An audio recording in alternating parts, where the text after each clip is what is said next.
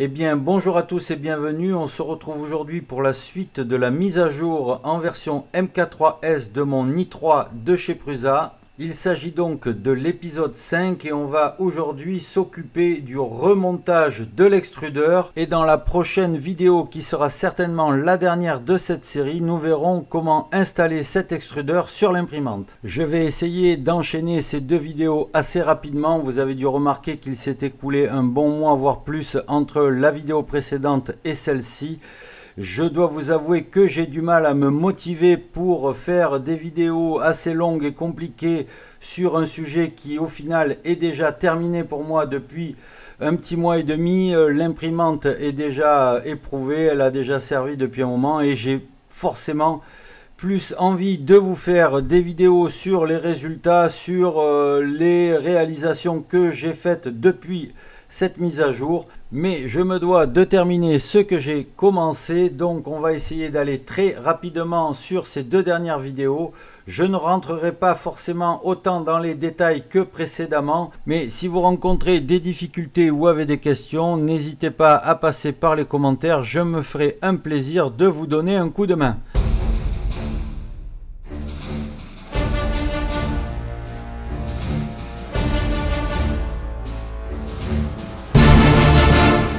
Alors, on commence par une petite astuce que l'on trouve à plusieurs endroits dans la documentation et qui permet d'insérer les écrous dans leurs emplacements dans les pièces en plastique lorsque ceux-ci sont inaccessibles ou un peu trop serrés. On va utiliser un boulon pour serrer l'écrou à l'intérieur du trou, bien le faire pénétrer au fond. Une fois que c'est fait, on enlève le boulon et comme on peut le voir, l'écrou est bien en place.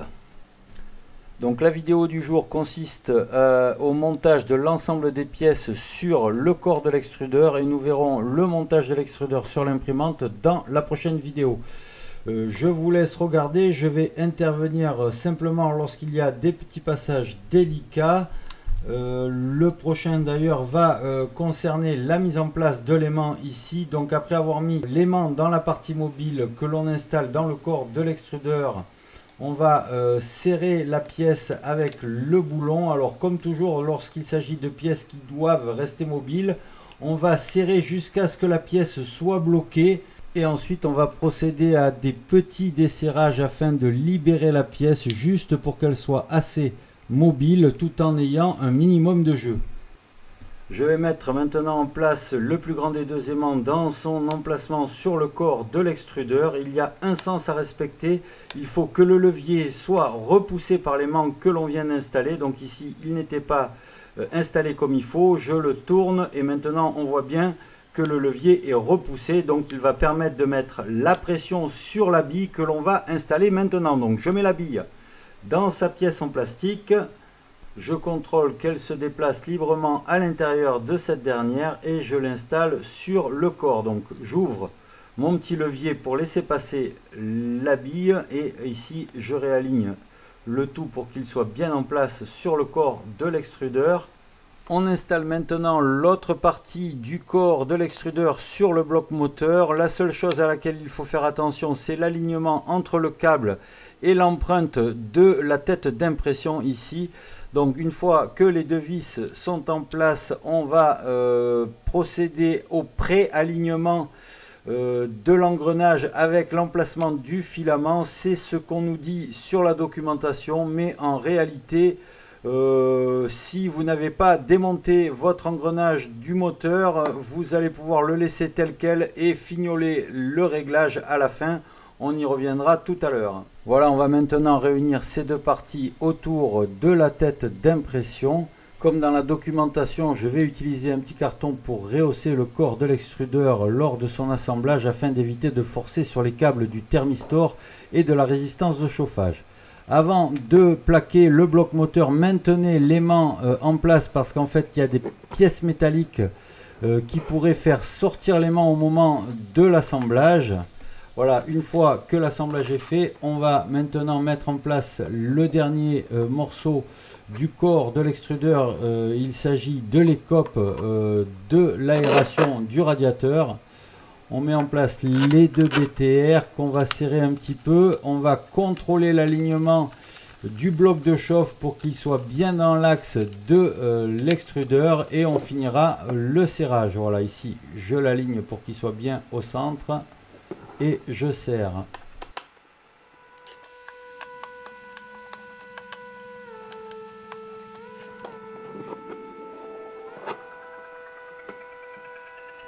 Maintenant, on met en place les écrous sur la partie du chariot que l'on va fixer sur le corps de l'extrudeur. On a deux écrous classiques que l'on installe avec la méthode que l'on a vue en début de vidéo. Et ensuite, on a quatre petits écrous carrés à mettre dans des emplacements. Alors faites attention, ces quatre petits écrous carrés ont tendance à sortir de leurs emplacements. Il faudra bien contrôler qu'ils sont encore en place lors de l'assemblage du chariot, que l'on verra dans la seconde vidéo. Je vous ferai un petit rappel ici. Donc on a les quatre écrous plats, 1, 2, 3, 4 à surveiller.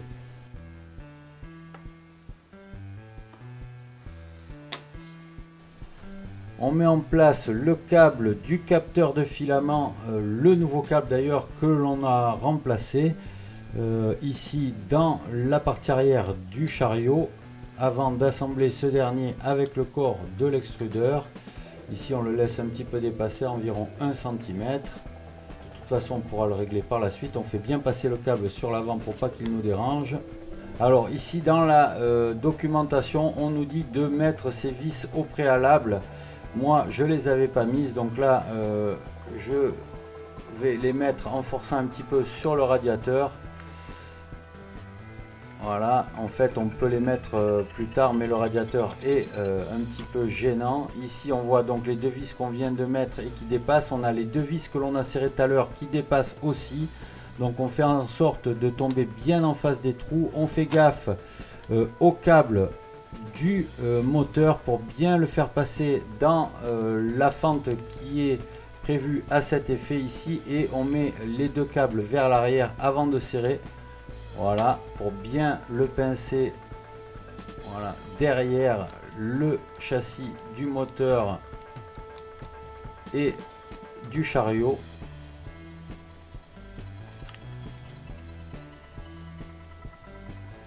Maintenant, on met en place le nouveau capteur de filament. Alors, il faut un petit peu déplacer le levier qu'on a installé tout à l'heure avec l'aimant. On utilise le plus petit boulon que vous allez trouver dans le sachet. Il s'agit d'une petite BTR et on serre comme il faut le capteur pour pas qu'il bouge. Du fait qu'il est mécanique maintenant, il faut bien qu'il soit calé. Ensuite, on va mettre en place le câble. On garde un petit peu de jeu et on met le câble en place de manière à ce que le petit clapet soit sur le dessus, le clapet de serrage. Voilà. En cas de doute sur le sens du câble, regardez les captures d'écran sur la documentation en ligne. Voilà, on va mettre en place le dernier boulon qui va nous permettre de serrer le chariot ainsi que les deux pièces du bloc de l'extrudeur sur le moteur et faire ainsi disparaître les derniers espaces. On va aussi resserrer les deux premiers boulons que l'on avait serrés sur les copes d'aération et sur le corps de l'extrudeur. Ici on a maintenant notre assemblage qui est bien serré. On installe maintenant le ventilateur du radiateur de la tête d'impression. Alors je vous conseille d'aller jeter un petit coup d'œil sur la documentation en ligne pour le positionnement du câble de ces derniers. Il faut le mettre un petit peu en tension sur la droite du ventilateur. On fait attention de bien insérer le câble dans la fente qui est au-dessus et derrière le ventilo. Ici je vais m'aider avec une petite BTR pour bien le faire passer dessous. Voilà. Et ensuite on va installer les trois boulons qui vont permettre de le maintenir. Le quatrième boulon n'est pas installé tout de suite puisqu'il servira à maintenir les copes de refroidissement du bloc de chauffe et de refroidissement de la pièce à imprimer. On verra ça à la fin de la vidéo. Voilà, ici c'est fait. On contrôle que les câbles sont bien dans leur emplacement et qu'ils ne sont pas pincés. On va maintenant installer la trappe d'accès au chargement du filament.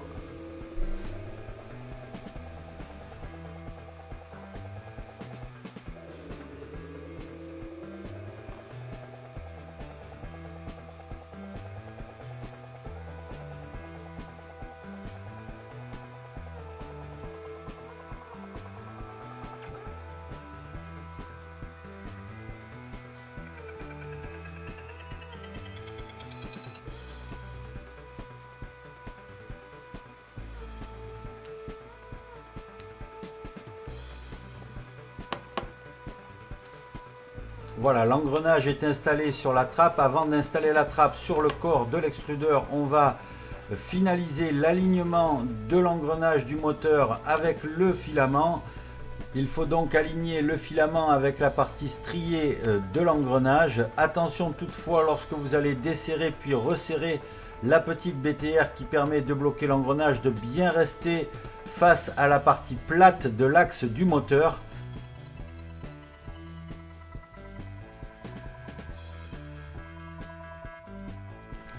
Voilà, on peut maintenant installer la trappe sur le corps de l'extrudeur. Comme à chaque fois qu'on doit installer et serrer une pièce mobile, on va procéder toujours de la même manière. On va serrer jusqu'à ce que la trappe soit un petit peu dure et on va légèrement desserrer jusqu'à ce qu'elle soit libre. Et de cette manière, on obtiendra le serrage maximum tout en conservant la mobilité optimum. Voilà, il ne reste plus qu'à installer le boulon de tension avec son ressort. Alors, contrairement à la version précédente de l'extrudeur MK3, le réglage est simplifié. Il suffit en fait d'aligner la tête du boulon avec le bord du corps de l'extrudeur. Voilà, nous allons terminer en installant le ventilateur d'impression, le couvercle d'admission du filament ainsi que la sonde Pinda. Concernant la sonde, serrez-la simplement pour la maintenir en place. Nous la réglerons lors du processus de calibration à la fin de l'installation de notre mise à jour MK3S.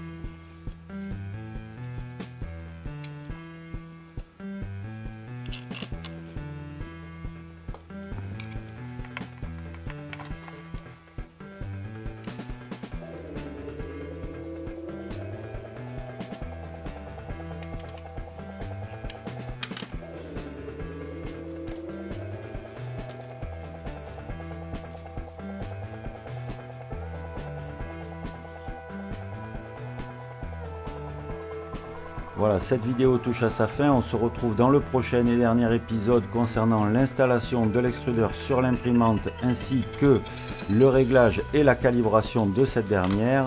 Pour le reste, c'est comme d'habitude. Si cette vidéo vous a été utile, n'hésitez pas à mettre un petit pouce bleu. Si vous ne voulez pas louper la suite, abonnez-vous. Et si vous avez des problèmes ou des questions concernant cette mise à jour, vous le savez, ça se passe dans les commentaires. Je vous dis à bientôt et merci d'avoir suivi cette vidéo.